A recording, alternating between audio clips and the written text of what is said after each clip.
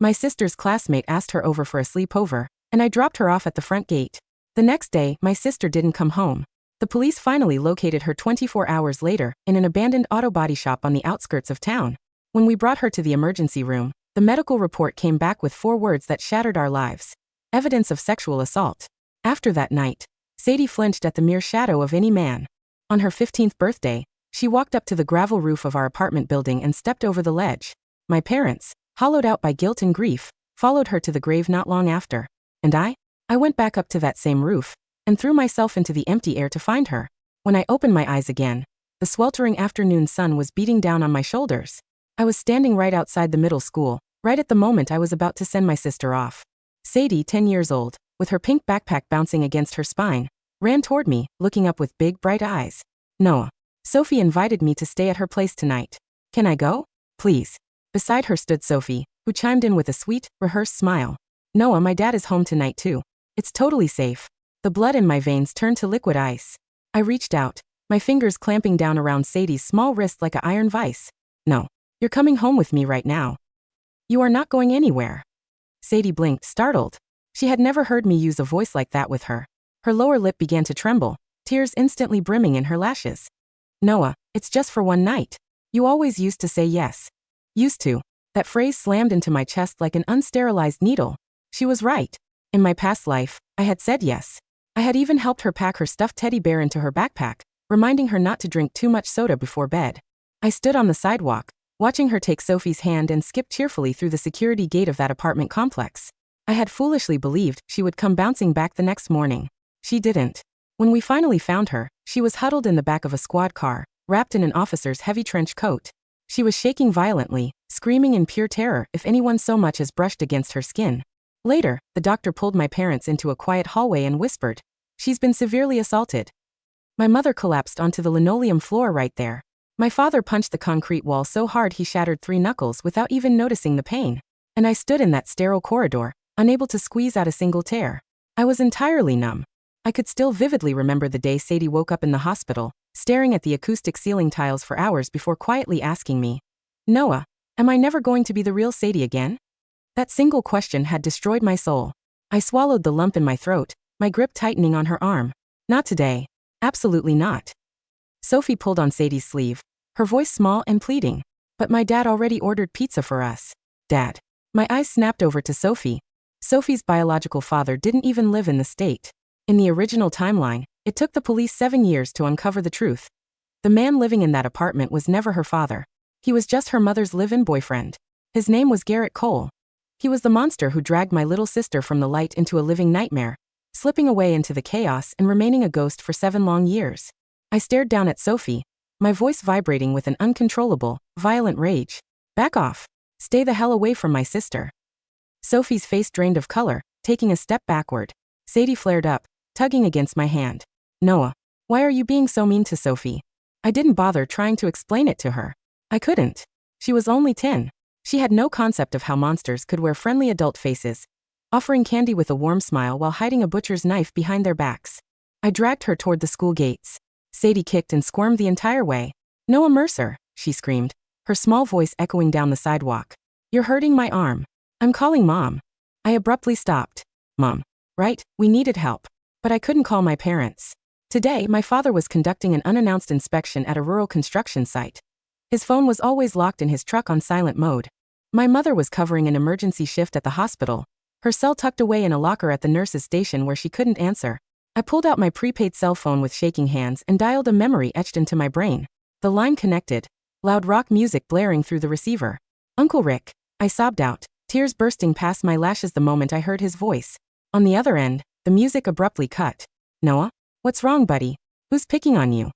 My fingers went numb against the plastic case. "Uncle Rick, please come to our place right now. Someone is trying to take Sadie. I don't think I can hold them off by myself." The line went dead silent for 2 seconds. Then Uncle Rick's voice came back, dropping into a low, deadly register. "Where are you guys right now?" "Outside the school gate. Don't take the back alleys. Go straight home. Lock the deadbolts, and don't open the door for anyone. I'll be there in 10 minutes. 10 minutes. From the school to our apartment, the fastest route was 7 minutes on foot.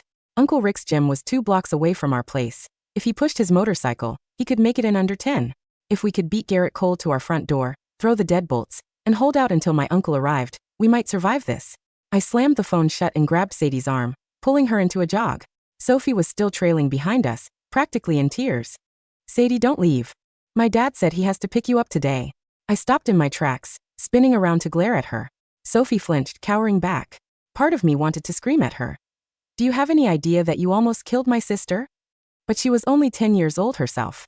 During the police interrogations in my past life, she had sobbed until she threw up, confessing that Garrett Cole had threatened to throw her mother out and sell her into foster care if she didn't obey him. She didn't understand the mechanics of crime. She was just terrified. But my sister was terrified too. I couldn't sacrifice Sadie just because Sophie was a victim of the same monster. Run! I hissed to Sadie, pulling her into a full sprint. The setting sun cast long, distorted shadows across the pavement. Sadie cried the entire way home. I hate you, Noah, she wailed, her hot tears splashing against my hand. I'm never talking to you again. I held on tightly, refusing to loosen my grip for even a second. She could hate me. She could resent me for the rest of her life. As long as she was breathing. As long as she could lay safely in her own bed tonight. I would take whatever hatred she had to give. We lived at the very end of Oak Street, in an old 3-story brick walk-up. I practically dragged Sadie up the narrow stairs to our third-floor unit. When I pulled out my house key, my hands were shaking so violently I dropped them twice. It took 3 frantic tries before the brass key finally turned in the tumbler. The door swung open. The apartment was quiet and empty, bathed in the orange glow of twilight. Seeing it intact made my throat tighten with unspeakable grief. In my past life, this home never saw light again after that day. My mother had sealed Sadie's bedroom, sitting on her bed every night clutching her small pillow until dawn. My father took to heavy drinking, sobbing softly into his hands in the dark kitchen whenever he thought I was asleep. I shoved Sadie inside and slammed the heavy wooden door. Click, click. I threw the upper deadbolt, flipped the bottom latch, and secured the heavy brass security chain. Sadie slammed her pink backpack onto the couch, her small face flushed with anger. Noah Mercer, you are being crazy. I was supposed to eat pizza with Sophie. I dropped to my knees in front of her, seizing her small shoulders. Sadie, look at me. She huffed, wiping her wet nose with her sleeve. Just trust me once. I whispered, my voice breaking. No matter who knocks on that door today, do not touch the lock. Do not go outside. Why? She demanded, tears spilling over again. You have to give me a reason. I opened my mouth, but the truth was too horrific to speak aloud. How could I tell a 10-year-old girl about the horrors waiting for her in the dark? Instead, I pulled her tight into my arms, burying my face in her shoulder. Because I'm scared, Sadie. I'm so scared. Sadie went still in my embrace. She let out a small, huffy sigh, mumbling against my shirt, scaredy cat. But she stopped pulling away. I was about to let out a breath of relief when a knock sounded at the front door. Knock. Knock. Knock. It was light, polite, measured. Yet it felt like a hammer striking directly against my ribs. Sadie's eyes lit up. It's Sophie. She scrambled up, reaching for the handle. I lunged forward, grabbing her around the waist, pulling her back, and clapping my hand tightly over her mouth. From the other side of the door, Sophie's small voice drifted through the wood. Sadie? Is your brother mad at you? Just open up, I can talk to him. Sadie squirmed wildly in my grip, muffled protests bubbling against my palm. MMPH. MMPH. I hauled her backward toward the hallway. A silence fell over the corridor for 2 terrifying seconds. Then, a man's voice echoed through the crack of the door. It was warm, refined, perfectly polite. Hey there, kids. I'm Sophie's dad. The voice coaxed gently. Your parents aren't home, right? It's really not safe for 2 young kids to be left alone like this. Sadie promised Sophie she'd come over, so I thought I'd swing by and pick her up. I'll make sure she gets to school safely tomorrow morning. A cold sweat broke out across my back, soaking through my shirt. That voice. I would know that voice if I were dead and buried. In the previous timeline, the police had recovered a fragment of security footage from a convenience store. A man had carried an unconscious Sadie past the checkout counter, and when the clerk casually asked if the little girl was okay, that same gentle voice had chuckled. Oh, she's just worn out from playing. Out like a light. My grip tightened over Sadie's mouth until my knuckles turned white. Outside, Garrett Cole continued his performance. Noah, right? Don't be nervous, big guy. If your parents are worried, you can call them right now. I'll just wait right here in the hallway. He was incredible at playing the responsible adult. If I were truly a 12-year-old boy in this moment, I probably would have hesitated. I might have opened the door, but I wasn't just a 12-year-old boy anymore. You're not Sophie's dad. I screamed at the deadbolt. You have no right to touch my sister. Outside, Sophie sounded panicked. Noah, he is my dad. He's really nice to me. A bitter, terrible laugh bubbled up my throat, though tears were streaming down my face. Sophie, your real dad's name is Miller. The creep standing next to you is Garrett Cole. The hallway went dead quiet. A second later, the polite warmth vanished from the man's voice. What replaced it was something cold, flat, and hollow. Kid, he said softly. You shouldn't throw accusations around like that. Open the door. I didn't answer. I backed down the hallway, pulling Sadie with me toward the back bedroom. Just a few more minutes. Just hold out until Uncle Rick gets here. Then, a metallic scratching sound echoed from the front lock. Someone was picking the lock from the outside. My mind went entirely blank. Our apartment door was an old, cheap model from the late 90s. My father had talked about replacing it for years, but work had always gotten in the way. I shoved Sadie into the master bedroom, turned, and threw my entire body against the front door, slamming my weight against the wood. Through the thin frame, I could hear the lock tumbler clicking open. Click. The upper bolt retracted. The lower latch slipped. The door jolted inward, straining against the brass security chain. A gap opened, and a thick, pale hand reached through the crack, feeling around for the chain latch. I screamed at the top of my lungs. Help. Someone help us. He's breaking in. Help. The hallway was silent. The neighbors were all at work.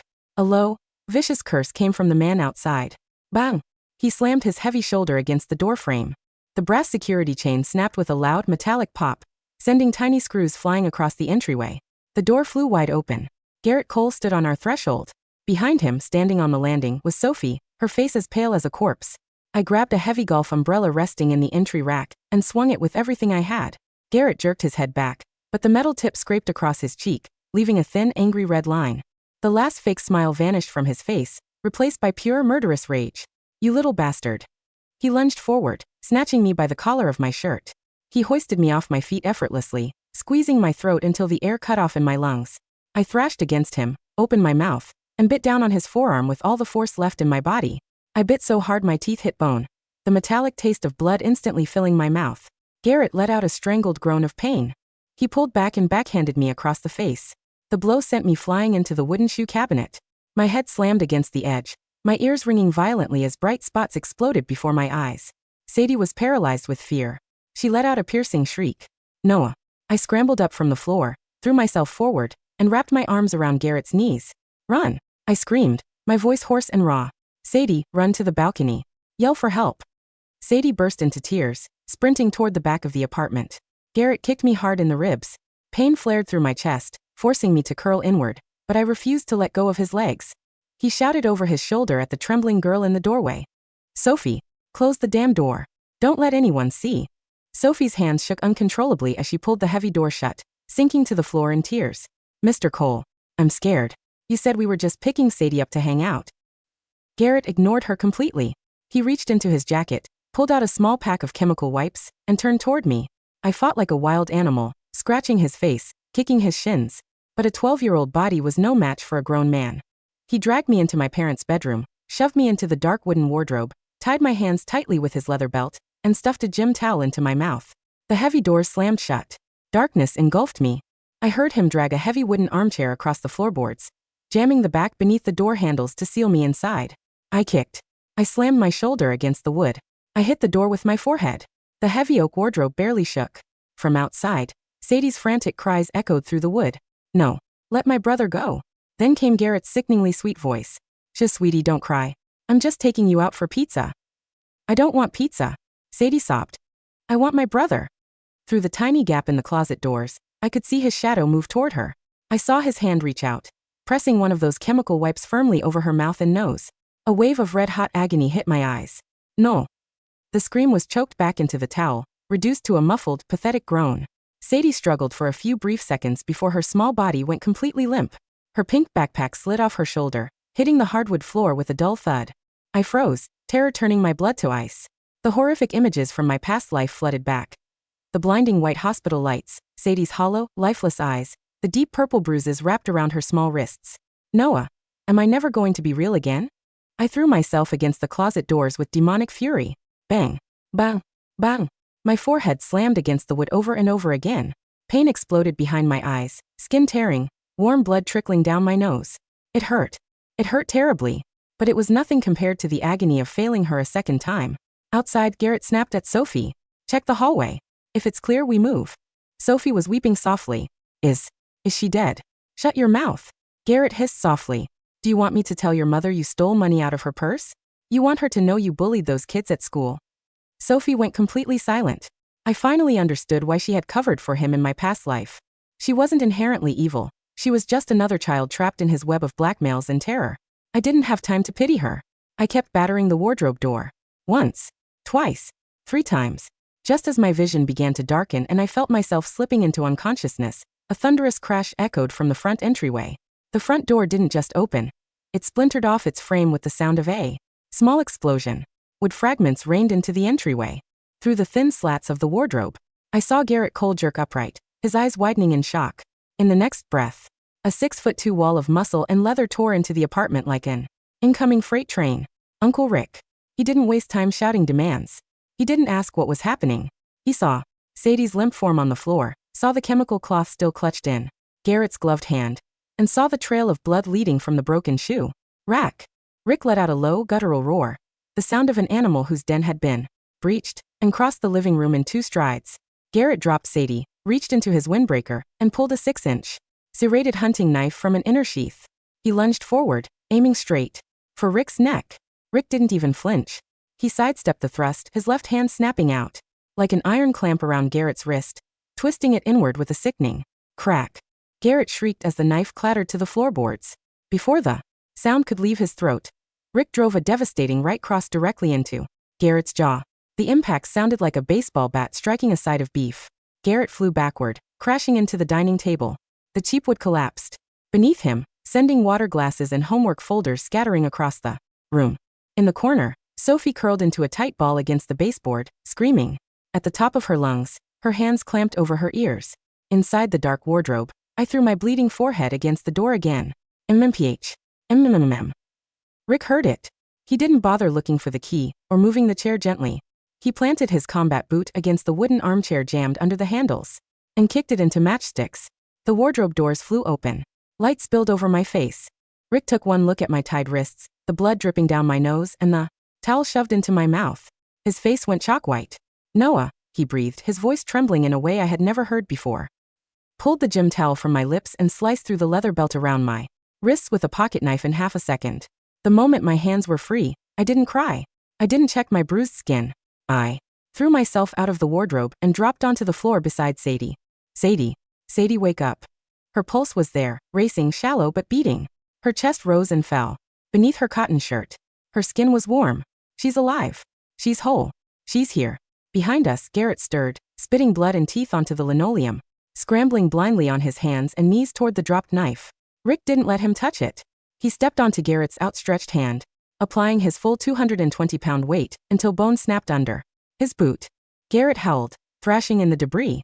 Rick grabbed him by the hair, hauled him up, and slammed his face into the exposed drywall, pinning him with a forearm pressed hard against his carotid artery until Garrett's eyes rolled back, and his thrashing subsided into unconscious twitches.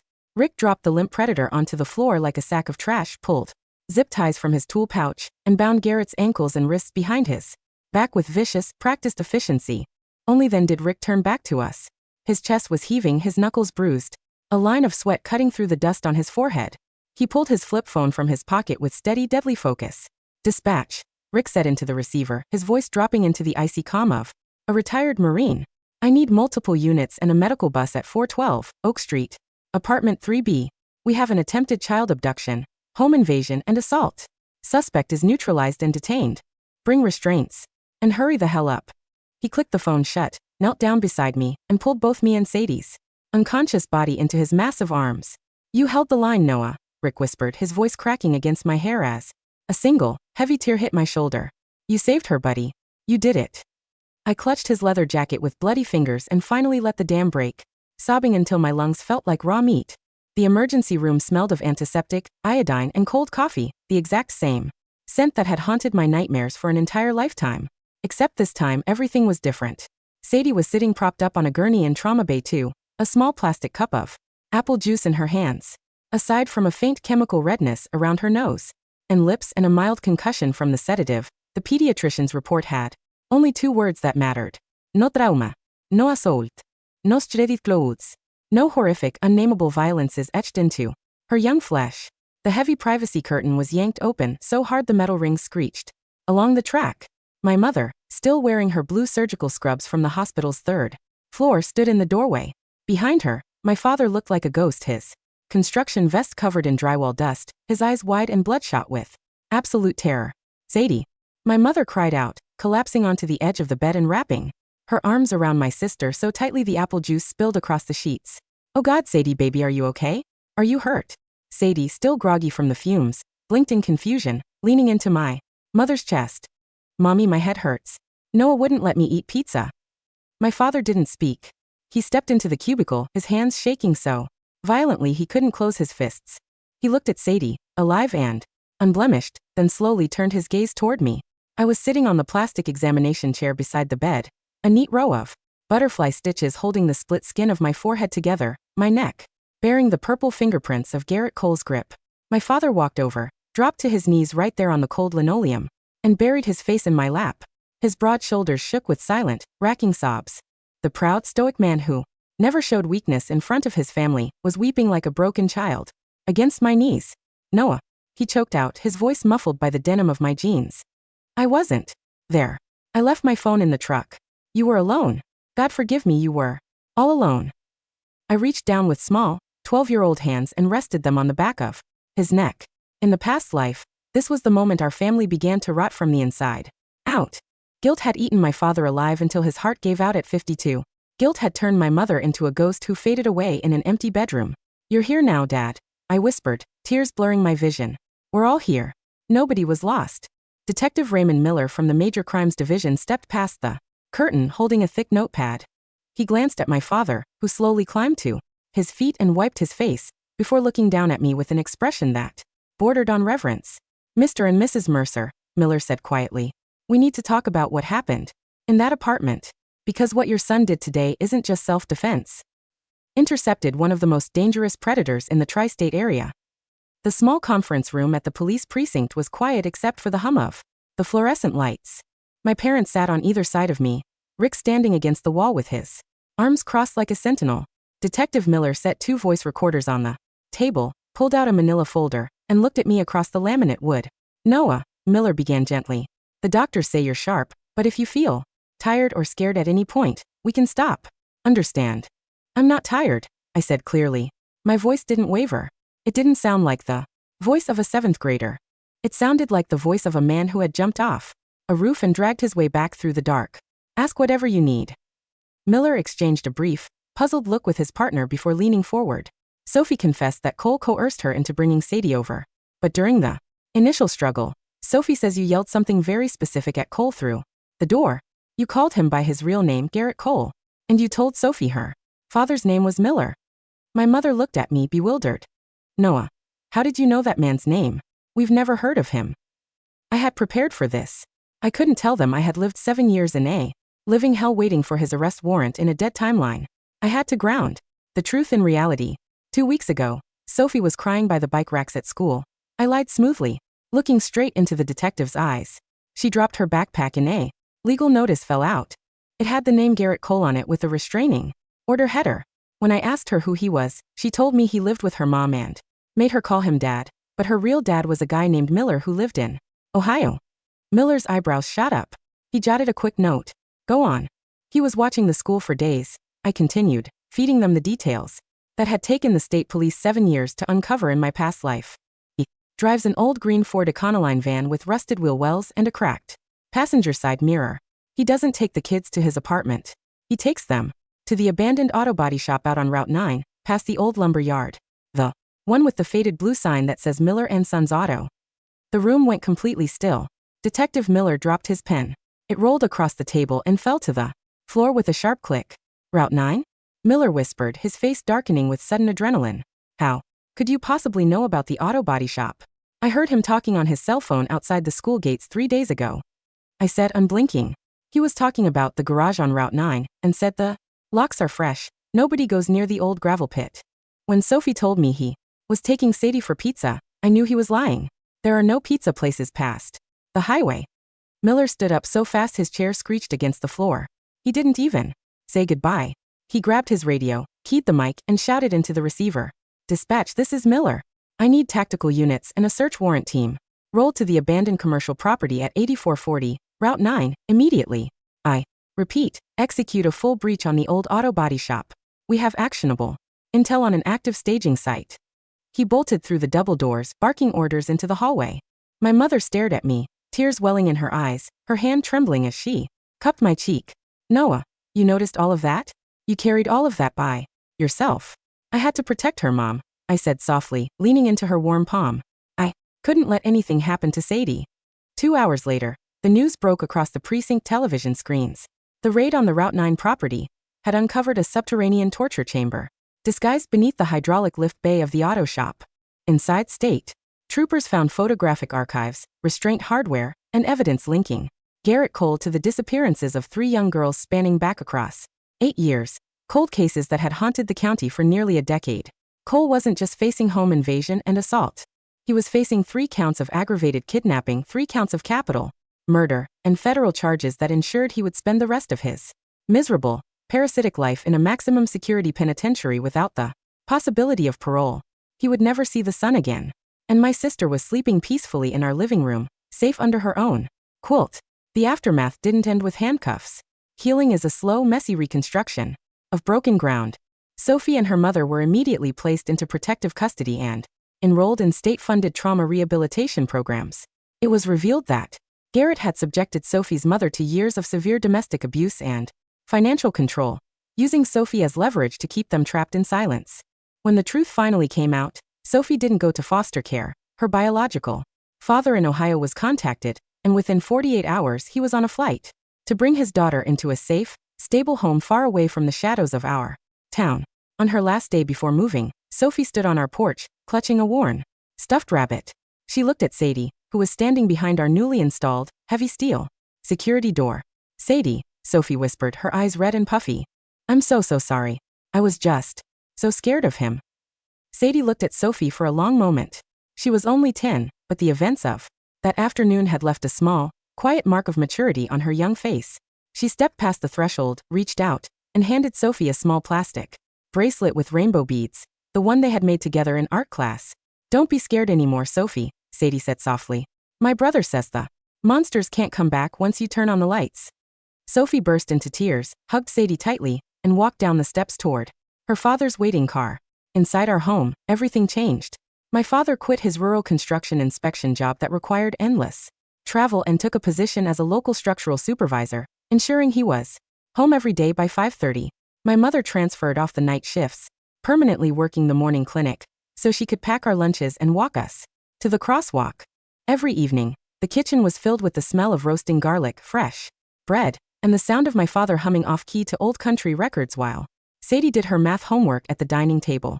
The dark, suffocating silence of my past life was gone. In its place was a warmth so bright it made my chest ache with gratitude every time I walked through the door. Yet for me, the battle wasn't over. Trauma doesn't care if the timeline was rewritten. My mind still held the memories of a 15-year-old girl stepping off a roof into empty air.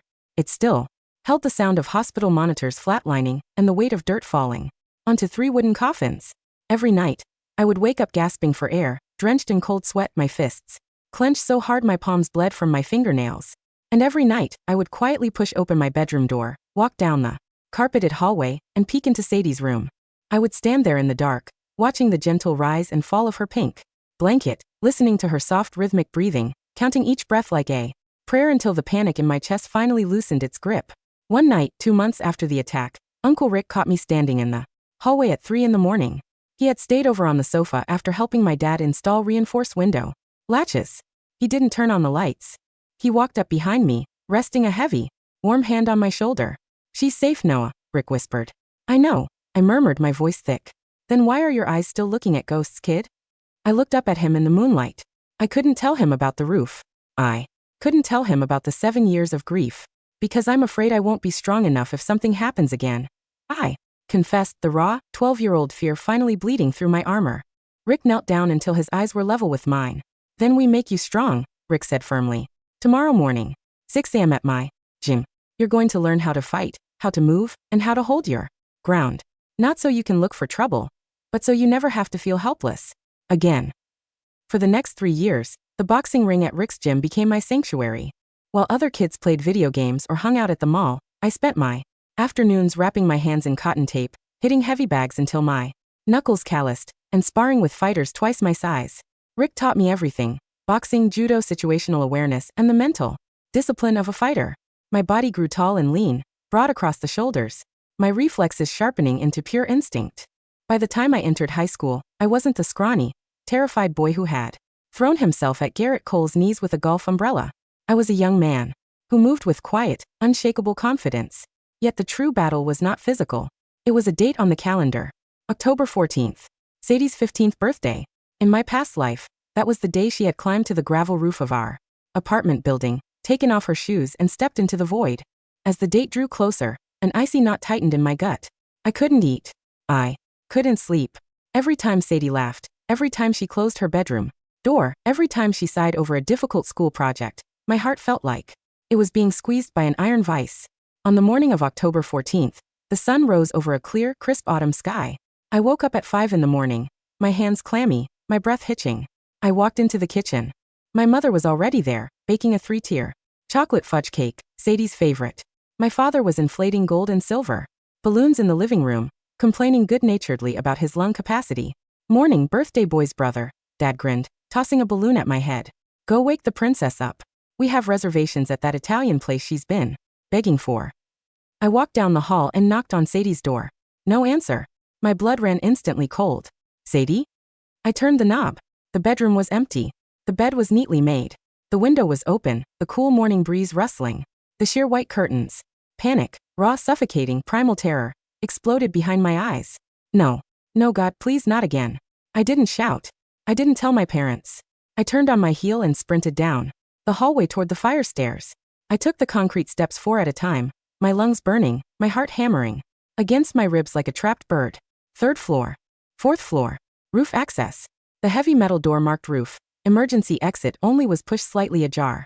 I shoved it open with a deafening crash, stumbling out onto the gravel surface of the rooftop. The cold October wind whipped across the expanse. The city stretched out below, in shades of gold and amber under the morning sun. And there, standing near the concrete parapet at the edge of the building, was Sadie. She was wearing an oversized knitted sweater, her long brown hair dancing in the breeze, looking out over the horizon. My voice tore out of my throat, cracked and desperate. Sadie. Sadie turned around, startled. She held a pair of gardening shears in one hand and a small terracotta pot, filled with bright yellow marigolds, in the other. Around her, the once barren, gray gravel rooftop had been completely transformed. Over the past 3 months, my father and Rick had secretly helped her build raised wooden planter boxes, string fairy lights along the perimeter fence, and set up a small cedar greenhouse in the center. It wasn't a ledge of death. It was a rooftop garden. Sadie blinked at me, taking in my wild, uncombed hair, my bare feet, and the absolute, sheet-white terror painted across my face. Noah, she asked, setting the pot down on a wooden bench. What's wrong? Why, are you running like that? I stood frozen in the center of the gravel, my chest heaving, the wind roaring in my ears. I looked at the sturdy, 4-foot-tall safety railing my father had welded along the entire perimeter. I looked at the blooming flowers, the green vines climbing, the brick chimney, the string lights swaying in the morning air. I looked at my little sister, 15 years old, healthy, vibrant, glowing with life.